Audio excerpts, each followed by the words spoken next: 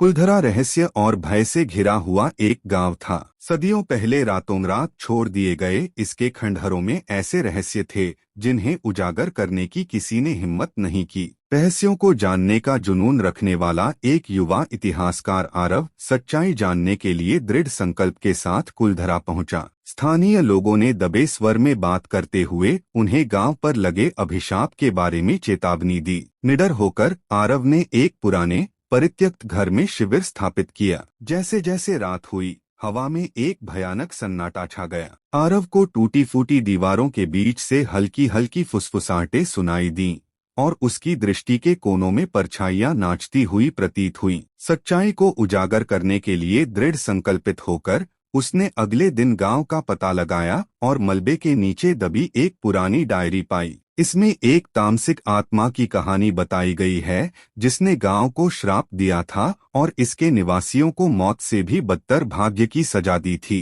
हर रात फुसफुसाहटें तेज होती गईं और परछाइयां और अधिक खतरनाक होती गईं। आरव को गांव वालों की प्रेतात्माएं दिखाई देने लगीं।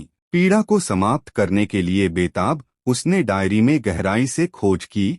रानी नाम की एक तिरस्कृत महिला जिसके साथ गांव के सरदार ने अन्याय किया था। अंतिम टकराव में आरव को आत्मा का सामना करना पड़ा। उसका भूतिया रूप क्रोध और दुरह से भरा हुआ था। साहस और करुणा के साथ उन्होंने उसकी पीड़ा को स्वीकार किया और सुधार करने की कसम खाई। टकराव कष्टदायक था लेकिन आरव का संकल्प अटल था। उन्होंने श्राप को हटाने के लिए एक अनुष्ठान किया और जैसे ही सुबह हुई फुसफुसाहट बंद हो गई और परछाइयां गायब हो गईं। हालांकि आरव सफल हो गया था लेकिन इस अनुभव ने उसे डरा दिया था। उन्होंने कुलधरा छोड़ दिया, यह जानते हुए कि जहां आत्माएं शांति में थीं, वहीं गांव हमेशा अपने अतीत की भयावहता का प्रमाण बना रहेगा।